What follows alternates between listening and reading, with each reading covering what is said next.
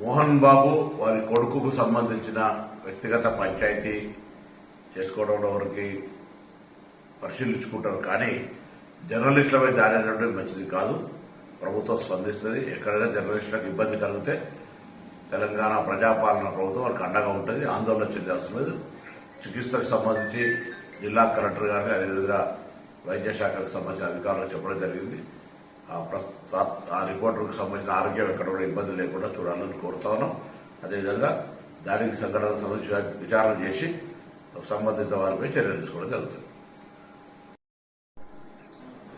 మోహన్ బాబు వారి కొడుకుకు సంబంధించిన వ్యక్తిగత పంచాయతీ చేసుకోవడంలో వారికి పరిశీలించుకుంటారు. కానీ జర్నలిస్టులపై దాడి అనేటువంటి మంచిది కాదు.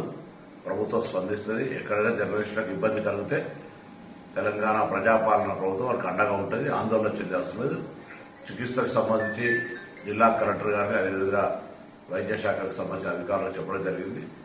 ఆ రిపోర్టర్కు సంబంధించిన ఆరోగ్యం ఎక్కడ కూడా ఇబ్బంది లేకుండా చూడాలని కోరుతా ఉన్నాం. అదేవిధంగా దానికి సంఘటనకు సంబంధించి విచారణ చేసి సంబంధిత వారిపై చర్యలు తీసుకోవడం జరుగుతుంది. మోహన్ బాబు వారి కొడుకుకు సంబంధించిన వ్యక్తిగత పంచాయతీ చేసుకోవడంలో వారికి పరిశీలించుకుంటారు. కానీ జర్నలిస్టులపై దాడి అనేటువంటి మంచిది కాదు.